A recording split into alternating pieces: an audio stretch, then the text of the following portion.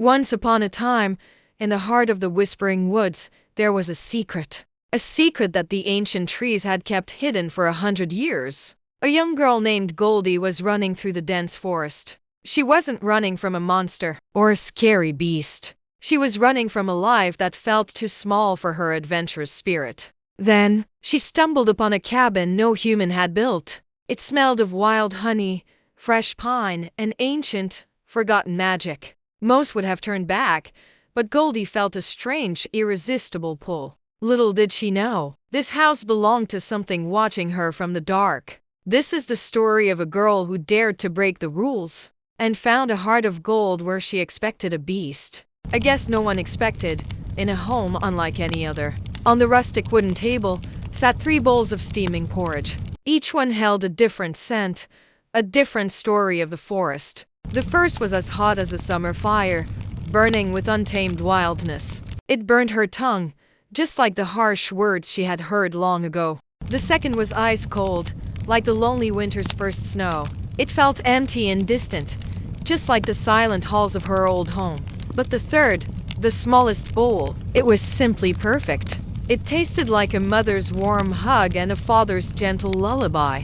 Every spoonful was a whisper of comfort and belonging. Full in content, Goldie sought a place to rest her weary head. She tried the largest beds, but they were like mountains she couldn't climb. And the middle one felt all wrong, a strange and lumpy cloud.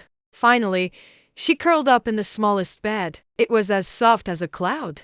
And in a heartbeat, she was lost in a dream of golden butterflies. A dream where all her worries simply drifted away. Outside, the true owners of the house were returning home. 3 massive shadows against the moonlight, smelling of pine and adventure. They didn't come to hunt. They simply came home. They entered their home expecting peace, but found a curious sight. "Someone has been eating my porridge," roared Papa Bear, his voice a deep rumble. "And someone has been eating my porridge too," cried Mama Bear gently. "Someone has eaten all my porridge," whimpered Baby Bear, his eyes tearing up. They followed tiny footsteps, small as a butterfly's dance, to the bedroom. There, they found a golden-haired surprise, sleeping peacefully in their smallest bed.